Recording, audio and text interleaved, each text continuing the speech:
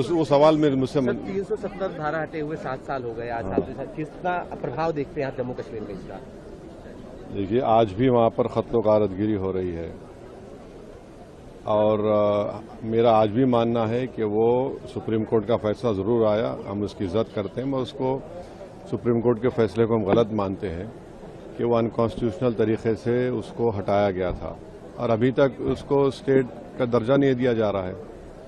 ये चीज़ है। विपक्ष स्टेटहुड की बात कर रहा है लगातार। हाँ, तो वादा किया था यहाँ पर पार्लियामेंट में सरकार ने, इतने साल अगर हो गए तो स्टेटहुड क्यों नहीं देते? आप देना चाहिए। और फिर एक गलत तरीके से वहाँ पर कॉन्स्टिट्यूंसी को आपने तोड़ा। अनंतनाग की पार्लियामेंट सेगमेंट जो है वो जम्मू में जाकर ख़त्म होती है। 2 एडमिनिस्ट्रेटिव यूनिट्स का वहाँ पर कोई मेल नहीं है। पॉपुलेशन जो आप देख लीजिए, तो ये सब कश्मीर में हो रहा है।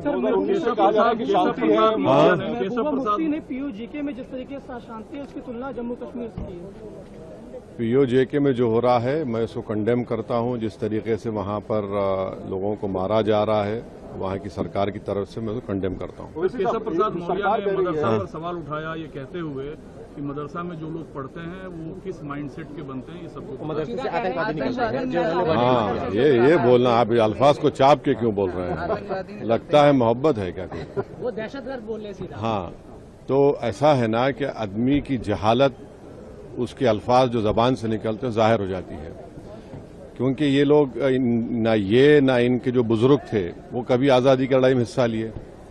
यही मदरसे थे जिन्होंने 1857 की जंग आज़ादी से पहले भी और उस वक्त भी जिहाद का फतवा दिया था। अल्लामा काफ़ी कौन थे, मुरादाबाद के थे, जो फांसी पर चढ़ गए। उन्होंने जिहाद का फतवा दिया और 3 दिन में फांसी की सज़ा हो गई। पूरे उलमाए कराम को उनको फांसी दे दी गई थी। तो प्रॉब्लम केशव प्रसाद मौर्य की सोच में है, क्योंकि उनकी जो आइडियोलॉजी संघ परिवार से ताल्लुक है। संघ परिवार का तो कोई लोग मरा ही नहीं ना जंग आज़ादी की लड़ाई में। उलमाए कराम अपनी जानों को दिए और इसीलिए उनकी जहालत और उनकी नफरत इस्लाम और मुसलमानों के ज़िक्र आती है। तो उनको चाहिए कि हिस्ट्री पढ़ें। अगर उनको पढ़ना नहीं आता तो किसी से पढ़वा लें और देख लें, उनको समझ में आ जाएगा। और मैं कंडेम करता हूं, मदरसों से दुश्मनी क्यों है आपको? आर्टिकल 25, आर्टिकल 26, आर्टिकल 29, आर्टिकल 14 क्या कहता है? तो ये बात कर रहे हैं तवज्जो हटाने के लिए, राम मंदिर से चोरी जो हुई है, इसीलिए तवज्जो हटाने के लिए इस तरह की बकवास अनाप शनाप बक रहे हैं। गिरिराज सिंह ने आज कहा है कि महबूबा मुफ्ती आतंकी हैं। सुबह उन्होंने कहा, अरे भाई, आप ही तो अलायंस किए थे उनके साथ। हाँ। बैठ के आपने डोकला खाया था उनके साथ, वो क्या था फिर? सर FCR आ रहा है लेकिन उसको लेकर विदेशी सांसद उसको चिंता करता है।